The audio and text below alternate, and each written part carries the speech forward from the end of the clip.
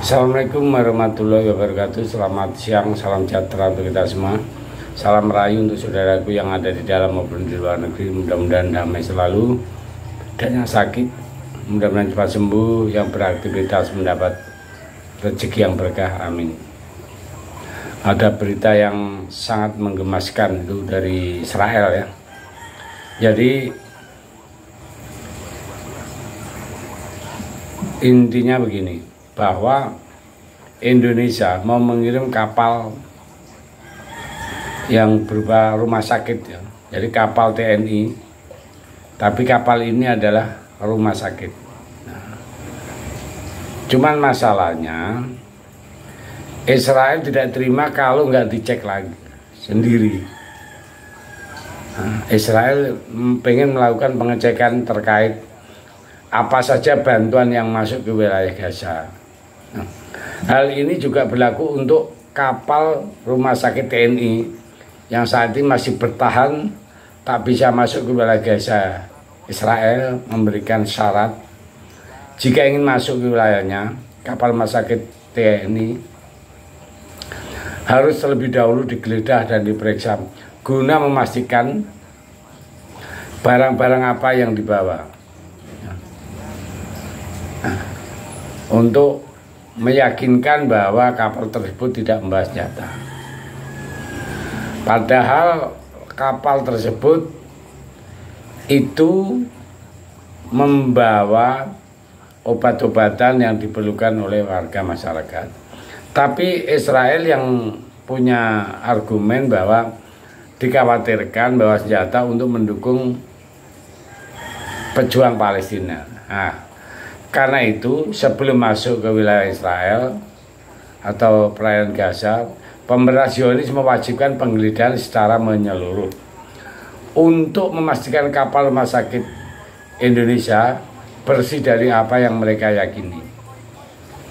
Merespon hal ini, Menteri Luar Negeri Indonesia Ibu Retno Marsudi menolak keras syarat Israel. Menlu beralasan Indonesia tak perlu mengikuti keinginan penjajah Israel. Retno juga menyebut kapal rumah sakit Indonesia sebagai suatu simbol kedaulatan politik luar negeri Indonesia yang harus dilindungi dan dipertahankan. Kami tidak rela jika kapal bendera Indonesia harus diserahkan kepada tentara penjajah Israel. Mantap, Bu. Nah, walaupun hanya dalam proses pemeriksaan. Nah, sementara itu dari pihak TNI sendiri terus melakukan koordinasi dengan pemerintah Mesir, khususnya Kementerian Luar Negeri Mesir ya, terkait rencana pengoperasian kapal rumah sakit TNI di wilayah perairan Mesir yang berdekatan dengan pelabuhan Gaza Mesir. Mesir sendiri telah memastikan 100% kapal rumah sakit Indonesia bersih dari apa yang telah dituduhkan Israel. Kapal rumah sakit TNI diketahui hanya mengangkut bantuan medis, makanan hingga pakaian bagi rakyat Gaza. Dalam hal persenjataan, pemerintah Indonesia menyebut kapal rumah sakit memang membawa senjata, tetapi itu terbatas hanya senjata yang dibawa para tentara Indonesia untuk mengamankan kapal rumah sakit. TNI juga menegaskan kapal rumah sakit Indonesia tidak dilengkapi sistem persenjataan yang ada sesuai dengan kapal-kapal perang. Maka dari itu, kapal rumah sakit Indonesia tentu menjadi tantangan berat ya bagi misi kemanusiaan. Kapal rumah sakit TNI hal ini lantaran warga Gaza sendiri susah untuk keluar dari wilayah tersebut.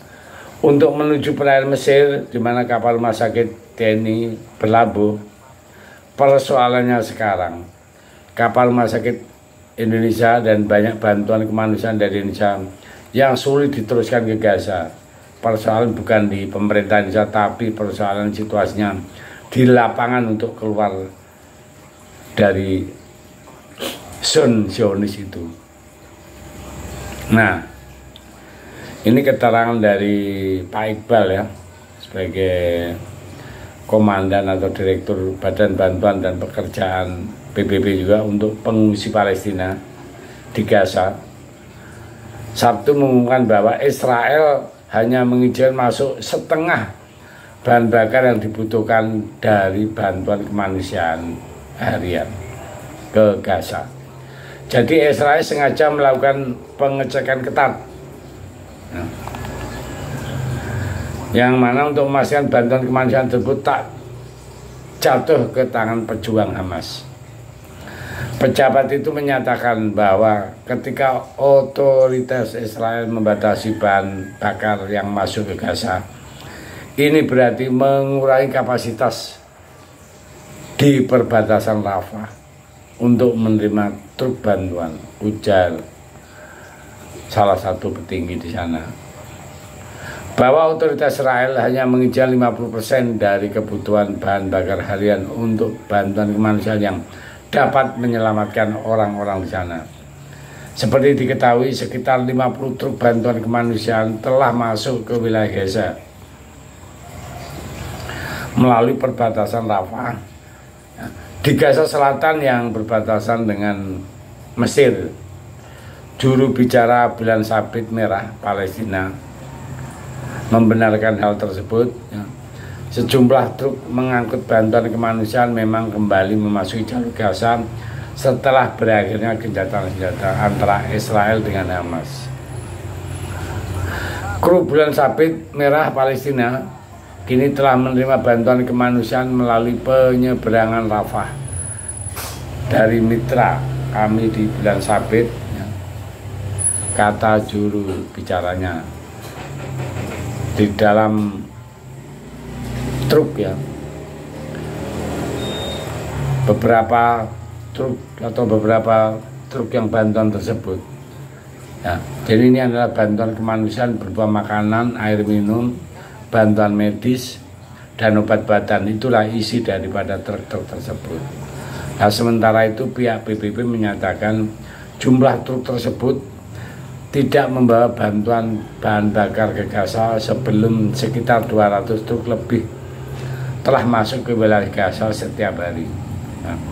Jadi selama gencatan senjata berlangsung, yakni sejak Jumat 24 November hingga Kamis tanggal 30 November tahun 2023, PBB juga menyebut saat ini tidak sebanding dengan kebutuhan warga sipil di Gaza. Sebelum perang mencuat pada Sabtu tanggal 7 Oktober tahun 2023, terdapat 500 bantuan yang masuk ke jalur Gaza setiap harinya. Rupanya truk tersebut mengalami kesulitan saat akan memasuki jalur Gaza. Kesulitan tersebut dikarenakan ada pos pemeriksaan Israel yang telah didirikan sebagai bagian dari sistem keamanan bagi negaranya. Jadi sekarang itu Israel bikin tambah brutal. Bantuan kemanusiaan pun di stop. Sudah tidak peri kemanusiaan. Makanya semua menyerang, memberi ultimatum ke Israel.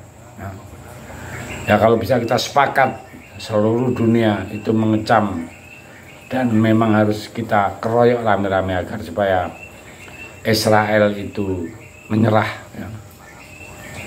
Dan di sini ada mboknya itu Amerika itu. Kalau perlu mboknya pun dikeroyok seluruh dunia. Saya pikir itu. Terima kasih. Merdeka.